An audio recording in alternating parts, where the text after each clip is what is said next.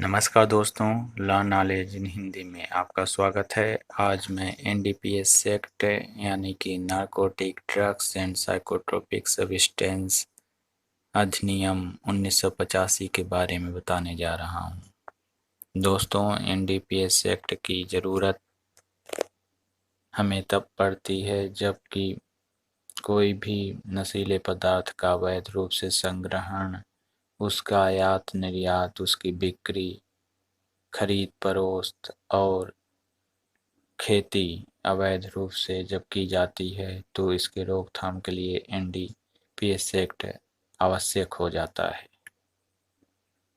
दोस्तों, समाज में फैली हुई बुराई कहीं न कहीं नशे के कारण ही है।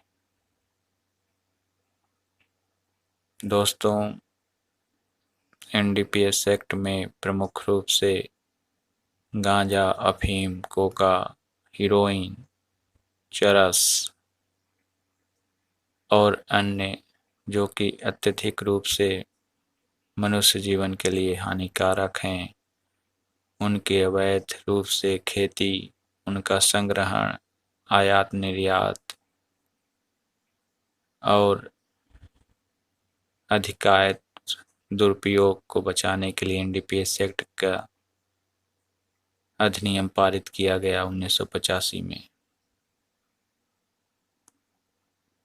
दोस्तों, कहीं न कहीं जीवनदायिनी ड्रग्स के उपयोग में ये पौधे काम आते हैं, लेकिन जब इनका उपयोग अधिकायत रूप से नशे के लिए किया जाता है तब यह हानिकारक हो जाता है, समाज के लिए भी और उस व्यक्ति विशेष के लिए भी जो इसकी लत में और जद में है। एनडीपीएस एक्ट के तहत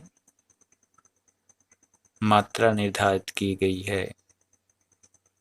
एक छोटी सी मात्रा को लेकर के, जैसे कि एक किलोग्राम यदि कोई अफीम, गांजा, चरस इत्यादि रखा हुआ पाया जाता है जो कि व्यापारिक दृष्टि से कम मानक का होता है, तो ऐसा उल्लंघन करने वाले व्यक्ति को कठिन कारावास जो कि 1 साल तक का और 10,000 रुपये तक का जुर्माना या दोनों के होने का प्रावधान किया गया है।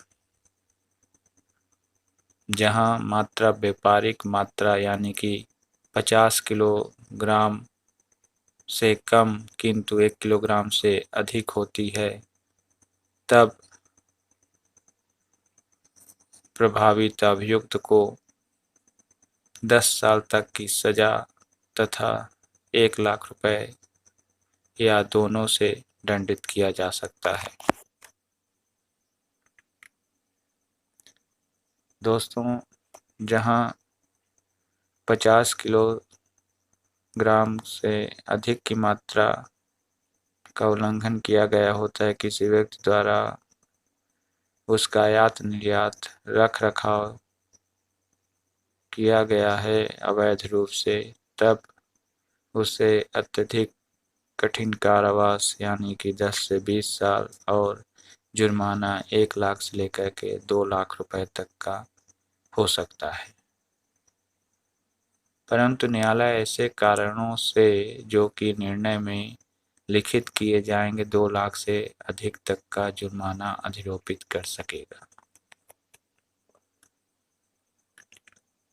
दोस्तों,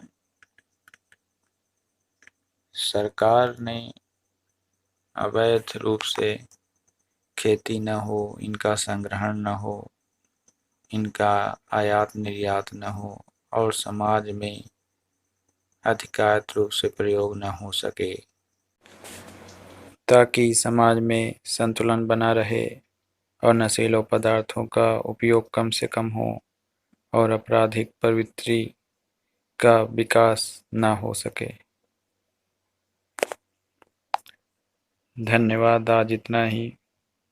आगे के लेक्चरों में विस्तार से चर्चा करेंगे। धन्यवाद।